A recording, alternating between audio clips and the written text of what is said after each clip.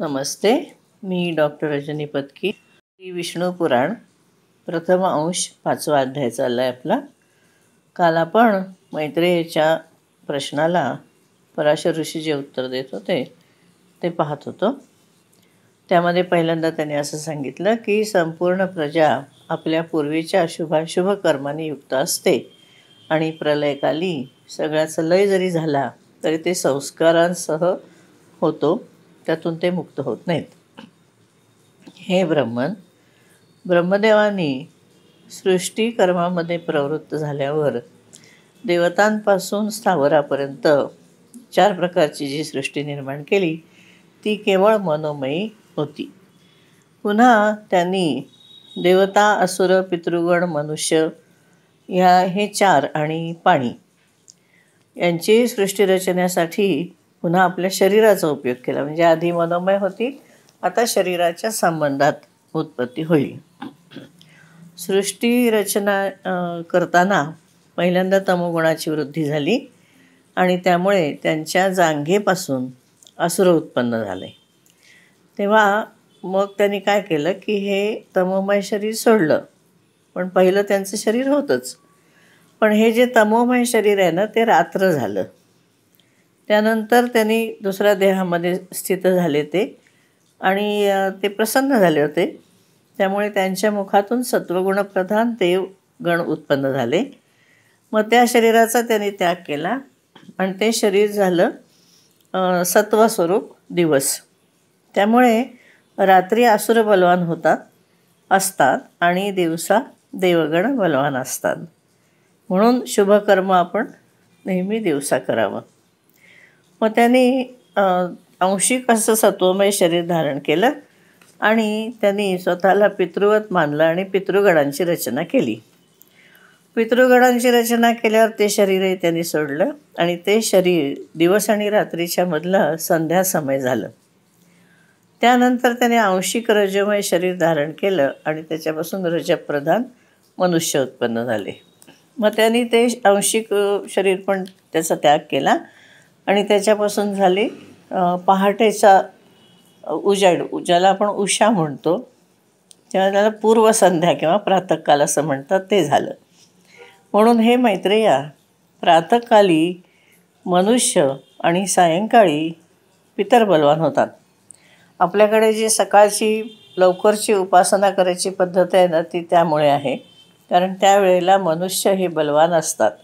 संध्याकाळच्या उपासनेमध्ये आपण दिवा लावल्यावर शुभंकरोती रामरक्षा म्हणून पाढे वगैरे जी म्हणायची पद्धत होती पूर्वी, ती अगदी योग्य होती असं याच्यावरून आपल्याला दिसतं.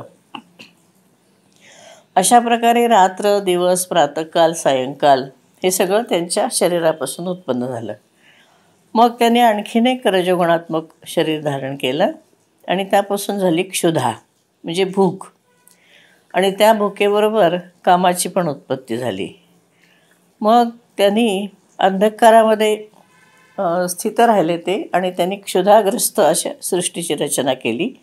पण त्यामुळे काय झालं की खूप कुरूप आणि दाढी मिशावाले असे व्यक्ती उत्पन्न झाले आणि ते भुकेमुळे त्यांनी काय केलं की ते सगळेजण ब्रह्मदेवालाच खायला धावले. मग त्यातले काही जण म्हणाले की अरे असं करू नका, यांचं रक्षण करा. असं जे म्हणाले ते झाले राक्षस, आणि जे म्हणाले की नाही नाही आम्ही खाणारच, त्यावेळेला ते झाले यक्ष.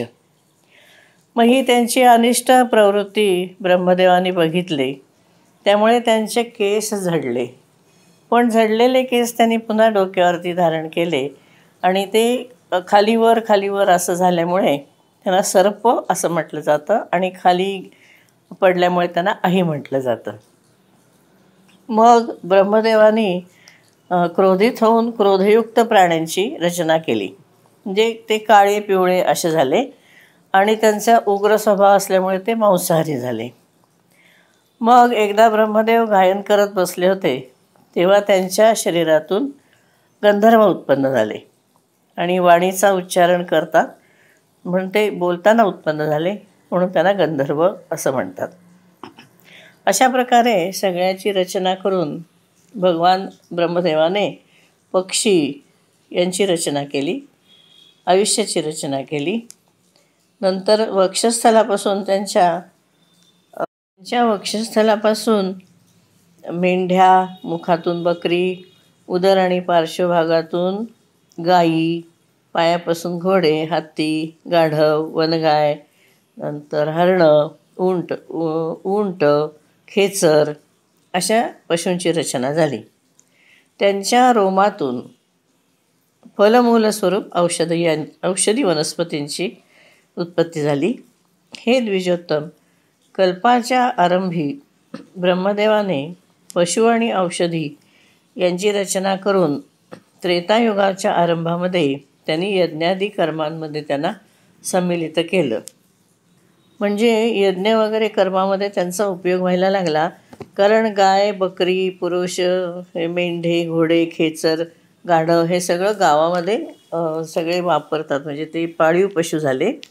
आणि जंगलामधले जे पशु आहेत ज्यांना श्वापद म्हणतात ते वाघ वगैरे, आणि 2 खुरं आहेत अशा वनगाय, नंतर हाती, वानरं, तर हत्ती, वनगाय, वानर, पक्षी असं, आणि सरीसृप म्हणजे वेली वगैरे असं उत्पन्न केलं.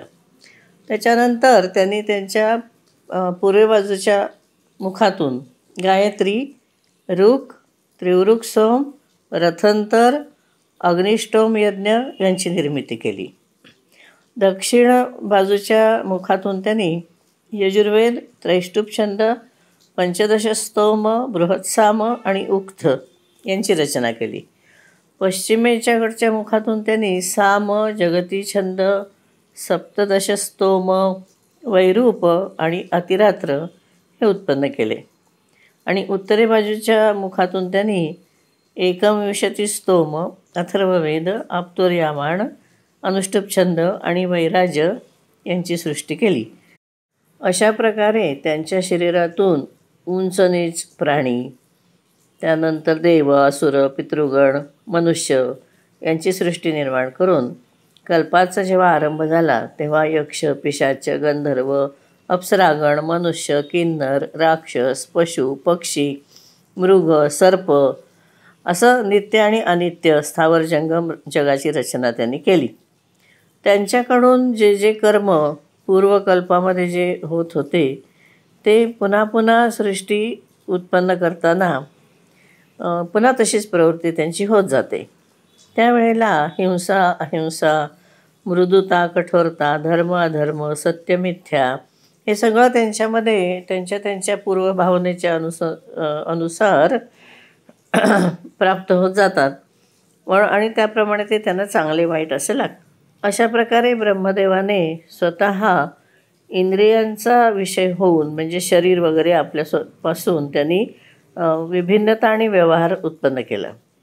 त्यांनी कल्पाच्या आरंभामध्ये देवता वगैरे प्राणी वेदानुसार नाम, रूप आणि कार्यविभागांना त्यांच्या निश्चित केलं. ऋषी आणि अन्य प्राणी यांचंसुद्धा वेदानुकूल नाम आणि यथायोग्य कर्मांच्या दृष्टीने त्यांनी निर्दिष्ट केलं. ज्या प्रकारे भिन्न भिन्न ऋतूंच्या मध्ये ते जरी पुन्हा पुन्हा आले तरी त्यांचे गुण वगैरे ते तसेच राहतात, त्याप्रमाणे युगामध्ये वगैरे सुद्धा पूर्वभाव पाहिला जातो. शिश्रुक्षा शक्ती म्हणजे सृष्टीरचनेची इच्छारूप शक्ती जी आहे त्यामध्ये ब्रह्मदेव त्या आपल्या सृज्य शक्तीने, त्या प्रेरणेने कल्पाच्या आरंभी नेहमी अशा प्रकारची सृष्टीरचना करत असतात. धन्यवाद. या ठिकाणी 5वा अध्याय आपला संपतो.